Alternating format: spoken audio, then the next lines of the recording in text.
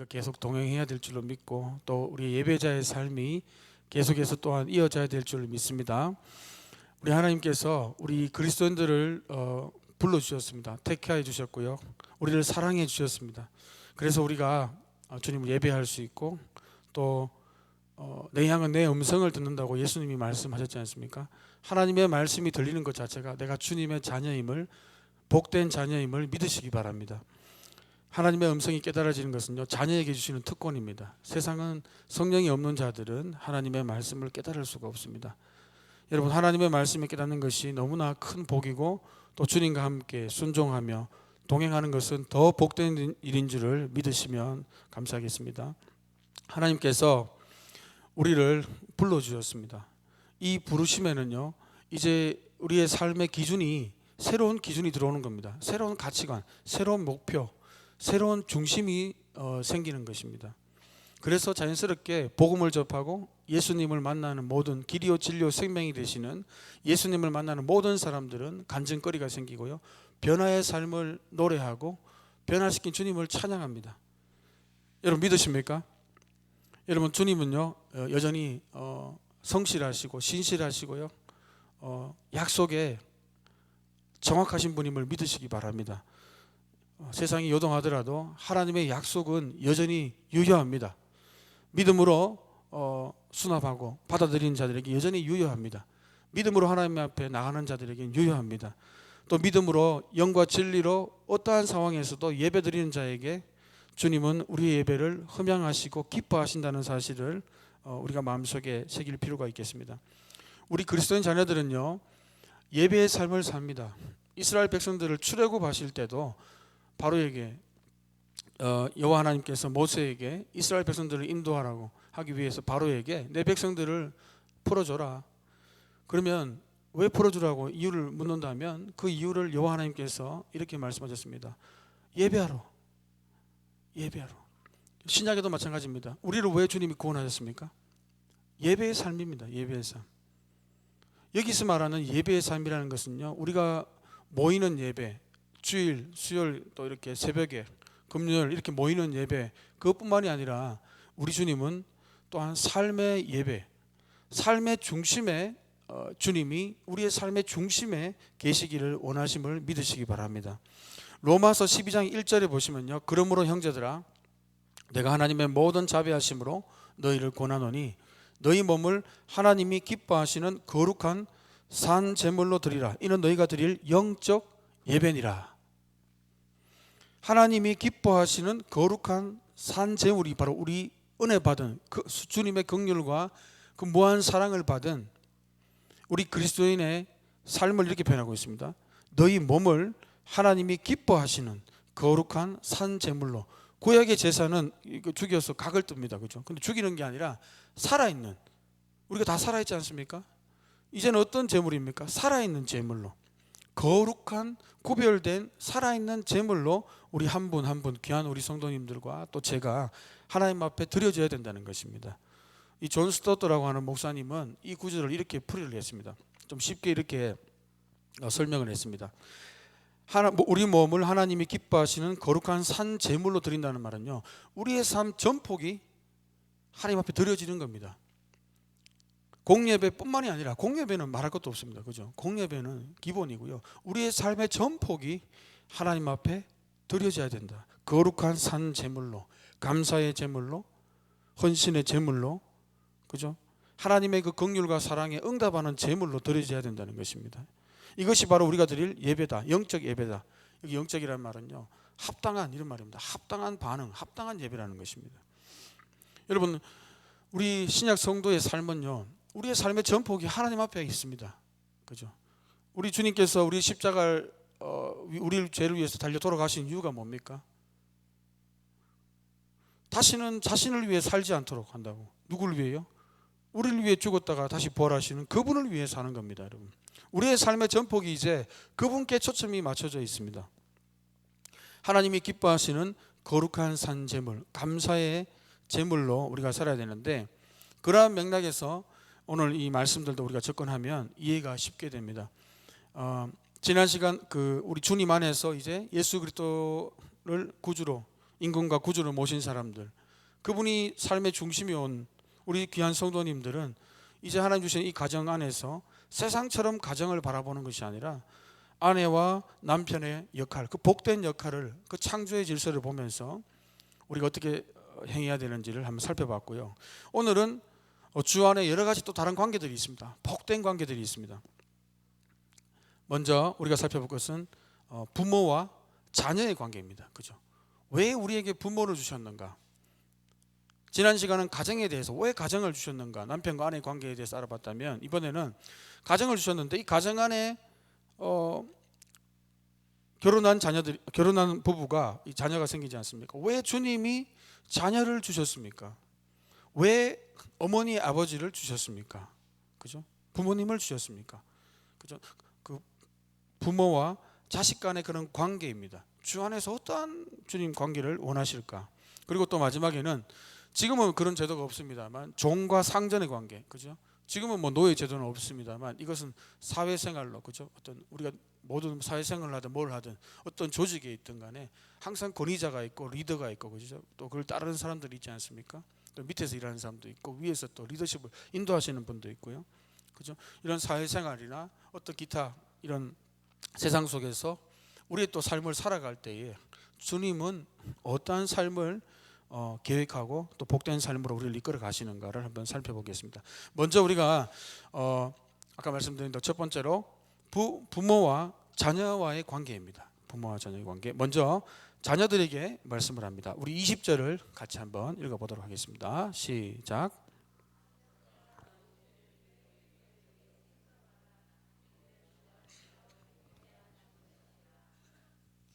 여기 보시면요, 자녀들에게 먼저 이렇게 말씀을 하는데요, 모든 일에 부모에게 순종하라 이렇게 말씀하고 있습니다. 부모님께 순종해라 이렇게 말씀합니다.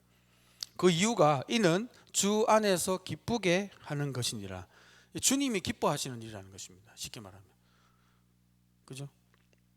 부모에게 순종하는 것은 주님이 매우 기뻐하시는 일이다. 쉽게 이렇게 풀이를 할 수 있겠습니다.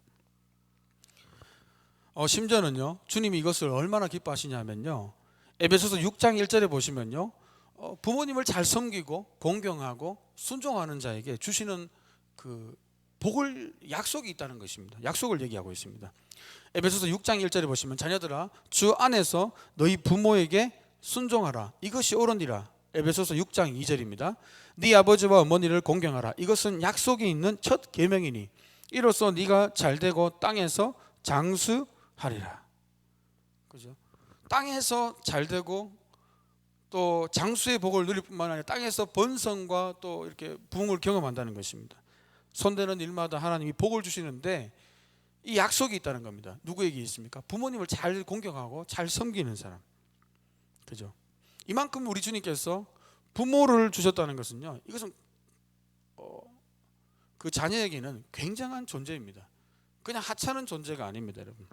지금 시대가 좀 많이 악해져 가지고 부모를 이렇게 좀 굉장히 이렇게 부모의 은혜와 사랑과 이걸 좀 이제 좀 우습게 하는 시대이지 않습니까? 그러나 우리 주님은요, 자녀들에게 부모를 허락할 때 이 부모의 존재는요, 굉장히 자녀들이 부모를 대할 때는 신중하고 귀하고 또 공경하고 이렇게 해야 됩니다. 그리고 순종해야 됩니다. 그리고 부모님의 말씀에 청종을 해야 됩니다. 근데 단 조건이 하나 있습니다. 우리가 오늘 말씀에는 20절에 보면 모든 일에 부모에게 순종하라 이렇게 되어 있기 때문에, 그러면 모든 일이냐 이렇게 할 수 있는데, 더 자세한 조건이 에베소서 6장 1절에 보면, 자녀들아 주 안에서 너희 부모에게 순종하라. 그 모든 일의 범위는 뭐냐면요, 주 안에서 우리가 순종할 때 하나님의 땅에서 잘되고 장수하는 복이 우리에게 이어진다는 것입니다. 여러분 믿으십니까? 주 안에서 순종해야 됩니다. 하나님 말씀에 벗어난 이제 부모님도 있지 않습니까? 때로는 이런 명령을 할 수도 있습니다. 근데 그런 명령까지도 우리가 순종하라는 것이 아니라 주 안에서, 진리 안에서, 하나님의 뜻 안에서 부모님께 우리가 부모를 귀하게 여기고 공경하고, 그렇게 하면요, 하나님께서 그걸 순종하면, 부모님을 귀하게 여기면 그 은혜에 보답하는 자에겐 하나님이 땅에서 잘되게 하는 장수의 복도 누리고요, 그뿐만 아니라 땅에서도 귀한 사람으로 주님이, 복된 사람으로 주님이 이끌어 주시겠다는 겁니다. 얼마나 이게 귀중합니까? 그죠? 그래서 우리 자녀들이, 그죠? 부모님께 잘해야 됩니다. 이제 이게 그만큼 주님이 굉장히 중요하게 생각하는 부분들입니다. 그죠? 그리고 우리가 이제 자녀분들한테도 권면을 할 수도 있지 않습니까? 때로는 항상 부모님께 잘할 수는 없으니까요. 그죠? 저도 그렇습니다. 항상 제가 부모님께 잘하는 건 아닌 것 같습니다. 그때마다 이 말씀을 보면서 하나님이 얼마나 귀하게 생각했으면 이러한 복까지 딸려서 이렇게 약속까지 딸려서 말씀을 하실까? 여러분 구약에 보시면요, 신명기에 보시면 신명기 21장에 보시면요,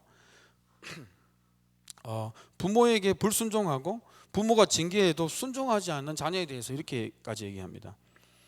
부모가 그를 끌고 성문에 이르러 그 성읍 장로들에게 나가서 그 성읍 장로들에게 말하기를 우리의 이 자식은 완악하고 패역하여 우리 말을 듣지 않고 방탕하여 술에 잠긴 자라 하면 신명기 27장 16절에 그의 부모를 경홀히 여기는 자는 저주를 받을 것이라 할 것이요 모든 백성은 아멘 할지니라.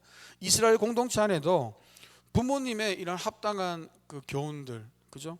이 가르침을 순종하지 않고, 그죠? 방탕한 생활하고 부모를 경홀히 여기고 우습게 여기고 하는 자들은 저주를 받을 것이라. 그러면 온 이스라엘 백성이 어떻게 해야 된다고요? 아멘으로 화답을 해야 됩니다. 그죠? 아비를 조롱하며 어미 순종하기를 싫어하는 자의 눈은 골짜기에 까마귀에게 쪼이고 독수리 새끼에게 먹히리라. 잠언 30장 17절에도 이렇게 하지 않습니까? 우리 주님은요, 부모의 권위에 대해서 도전하는 것을 굉장히 싫어하십니다. 자녀들이 부모에게 반항하는 거, 그죠? 여러분 왜 이렇게 부모에 대해서 이 권위를 주님이 지금 이렇게 보장을 하고 계십니까?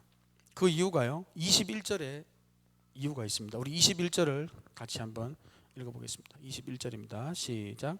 아비들아 너희 자녀를 노엽게 하지 말지니 낙심할까 함이라. 21절이 이유입니다. 이유. 부모의 권위를 왜 이렇게 주님이 강력하게 이렇게 보장되기를 주님이 원하시냐면 이런 복까지 딸려가면서 꼭 부모를 섬겨야 되고 꼭 주 안에서 순종해야 되고 부모님의 가르침에 대해서 주의 뜻에 벗어나지 않았다면 늘 순종해야 되고 모든 일에 주 안에서 순종해야 된다고 말씀을 하십니까? 아비들아 너희 자녀를 노엽게 하지 말지니 낙심할까 함이라. 지금 이 골로새서 본문에는 조금 이렇게 다 나오진 않았습니다. 그 이유가 같은 말씀을 하고 있는 본문 에베소서 6장에 보시면요, 6장 4절입니다. 거기는 더 자세하게 나오고 있습니다. 그 이유가 또 아비들아 너희 자녀를 노엽게 하지 말고 오직 주의 교훈과 훈계로 양육하라. 자녀를 아비들 부모들은 자녀를 노엽게 해서는 안 됩니다. 노엽게 이렇게 왜냐하면 이유가 자녀들이 그러면 쉽게 낙심해 버립니다. 노엽게 한다는 것은요 또 비이성적이고 비합리적인 그죠 그런 거. 그리고 이제 권위를 남용해 가지고 이제 자녀들을 압제한다든가 누른다든가 그렇게 학대한다든가 하면 자녀들은 반발하고 어떤 반항심과 어떤 강박관념이 생기게 됩니다. 그리고 반항심이 생기게 됩니다. 그래서 부모님들에게는 이 아비들아 이 자녀에 대한 교훈과 훈계에 대한 그 책임이 먼저 아버지들에게 있는데 이것은 어머니를 포함하는 말입니다. 부모님들에게 너희 자녀를 노엽게 하지 말고, 그리고 더 중요한 것이 부모의 권위를 하나님이 이렇게 강하게 보장시킨 이유가 뭐냐면 오직 주의 교훈과 훈계로 양육하라. 부모의 책임이 있는 겁니다. 부모의 책임이 뭡니까? 단순히 어떤 그 의식주만 해결해 주는 것이 아니라 부모의 책임을 오직 주의 교훈과 훈계로 양육의 책임을 주셨다는 겁니다. 그래서 양육의 입장에 있는 사람이 권위가 서지 않으면 어떻게 됩니까? 안 되죠. 양육할 수 없습니다. 그래서 자녀를 노엽게 하지 않을 뿐만 아니라 주의 교훈과 훈계로 자녀를 성숙시키고 하나님의 사람으로 양육시키라는 겁니다. 그래서 주님이 강력한 리더십과 그 권위를 보호를 시키신 겁니다. 이것이 부모의 책임입니다. 그죠? 세상 사람들은 의식주만 해결해 주면 된다. 먹고 사는 것 해결해 주면 나머지는 알아서 한다. 자기 팔 자기 흔들겠지. 뭐 이렇게 교육 철학 가운데 여러 가지 교육 그 철학이 있지만 방목이 있지 않습니까? 어떤 분들은 방목형 이렇게 자녀 교육을 하시는 분들이 있어요. 방목은 뭐냐면 풀어놓는 거 그냥 알아서 그죠?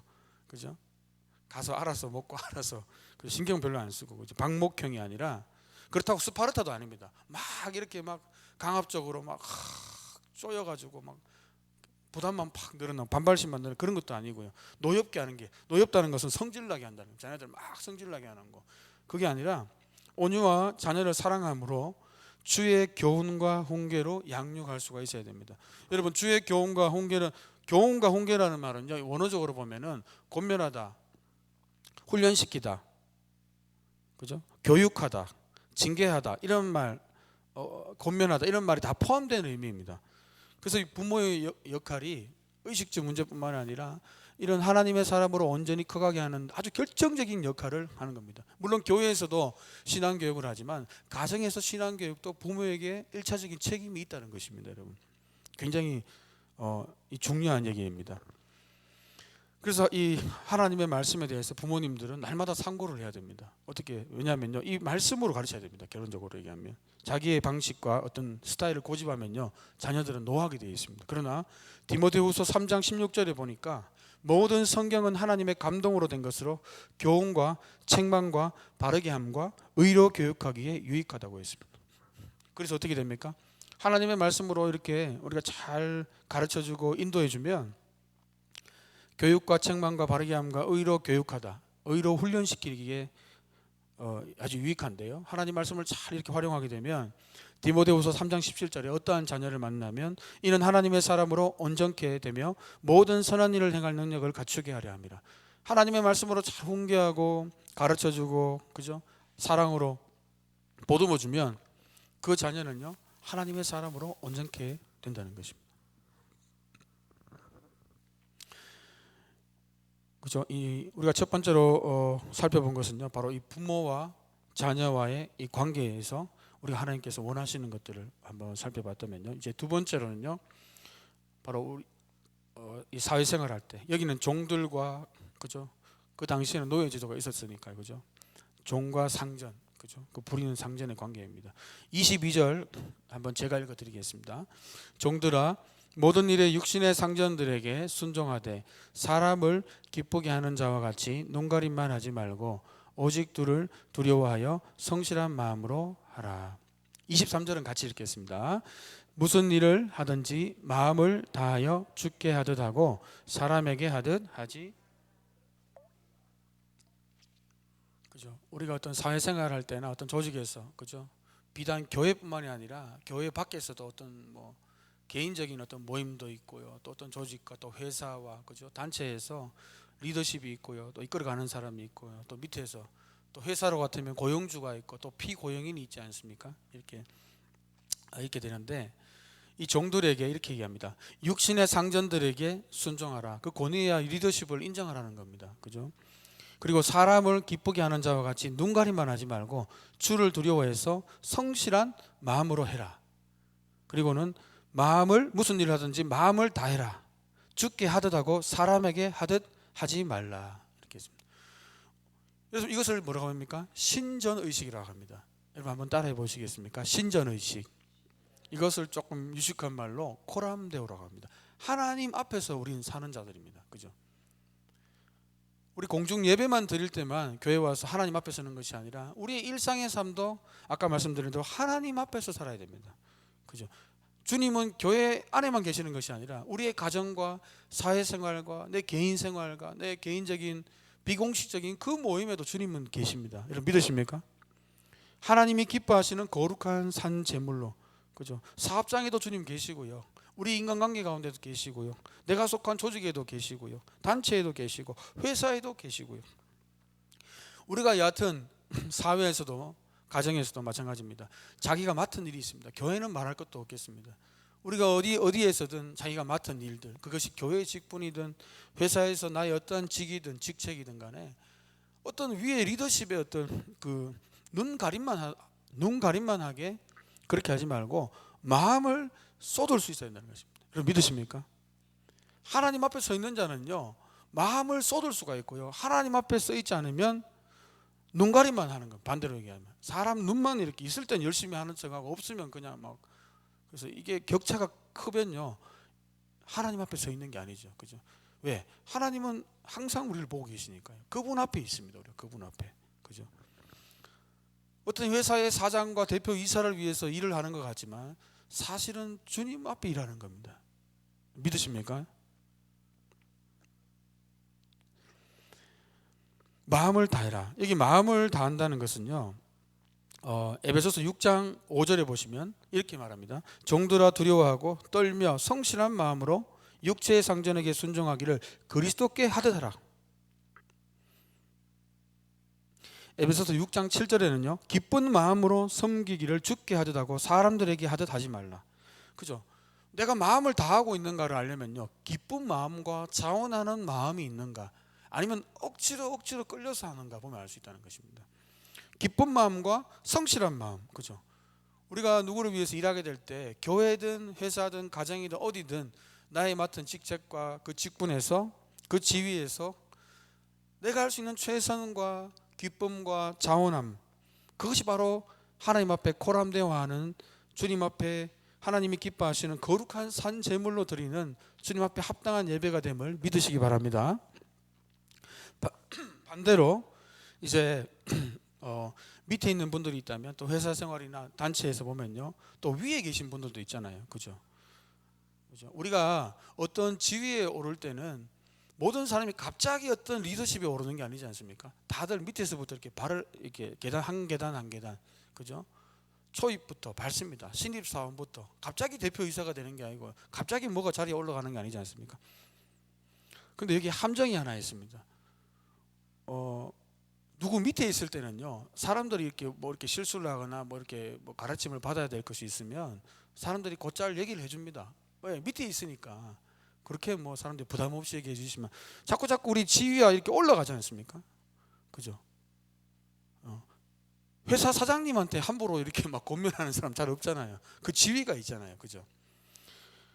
그러면요, 이렇게 리더십은 착각을 할 수가 있다는 거예요. 사람들이 어느 순간 밑에 있을 때는 사람들이 이렇게 이렇게 했으면 좋겠다, 저렇게 했으면 좋겠다 얘기 듣다가 이렇게 사다리를 타고 점점 이제 세월이 흘러서 경력이 쌓여서 GP가 높아갈수록 나이가 들고 연수가 쌓이고 경력이 쌓일수록 사람들이 더 함부로 이렇게 권면 못 하잖아요. 그죠? 그러면 자신이 스스로를 컨트롤해야 된다는 것입니다. 리더십은. 그래서 누가 언제나 리더십이 될 수 있냐 하면요, 자신을 스스로 컨트롤할 수 있는 사람. 왜냐하면 그때 리더십을 함부로 우리가 이렇게 하세요, 저렇게 하세요 할 수는 없거든요. 그 권위와 자리가 있기 때문에. 그렇죠? 그리고 자칫하면 리더십을 훼손시킬 수가 있습니다.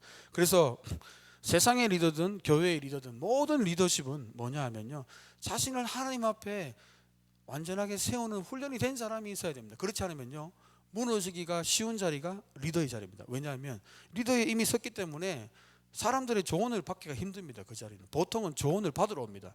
이거 어떻게 해야 됩니까? 이거 어떻게 해야 됩니까? 그죠? 근데 밑에 있을 때는 좀 이렇게 욕도 먹어가면서 얘기도 듣고, 아 그렇구나 그러면서 고치면 되는데, 근데 여기 보십시오. 위에 있는 분들에게 주님 이렇게 말하지 않습니까? 상전들아, 4장 1절입니다. 상전들아, 의와 공평을 종들에게 베풀어라. 너희에게도 하늘 상전이 있다. 그죠? 어느 순간 제가 이제 군대에 있을 때 제 경험을 말씀드리면요, 제가 의무 경찰을 출신인데, 제가 이제 자대 배치를 이제 받고 이제 근무를 이렇게 했습니다. 군대에 있을 때. 쫄병일 때는 굉장히 이렇게 얘기를 많이 듣잖아요. 매일 얼차리도 받고 못하면 이렇게 이렇게 하고 하는데, 이제 제가 이제 거의 이제 최고 왕고참이 됐습니다. 근데 어느 순간 저한테 말하는 사람이 아무도 없더라고요. 아무도 없어요. 근데 갑자기 이렇게 제 마음이 굉장히 이렇게 해이해지더라고요.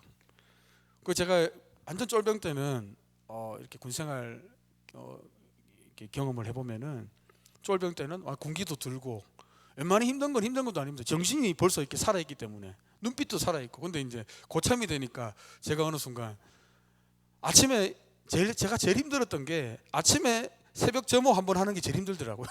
제가 너무 일반인보다 더 나약해져 있더라고요. 제가.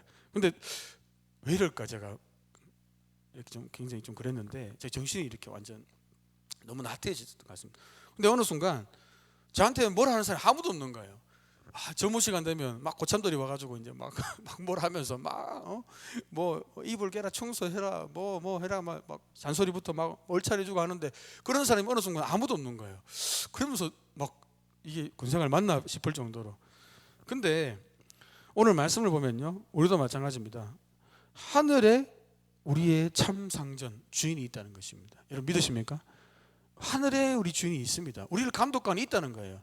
오늘 위치에 올라가면 사람들은 우리를 감독 못합니다. 알아도 뭐 모른 체 할 수도 있고요. 그런데 우리의 진짜 주인이 하늘에서 내다보고 계시다는 겁니다. 여러분. 그것을 생각할 때 우리가 함부로 우리의 고난을 남용할 수 있다는 것이 아니라 상전들아 의와 공평을 종들에게 베풀어라 이렇게 말합니다. 그래서 위에 계신 분들은 의로워야 되고 편애하거나 어떤 이런 불공평을 해서 이렇게 밑에 사람들이 분노를 일으키거나 어떤 분열을 일으키면 안 된다는 것입니다.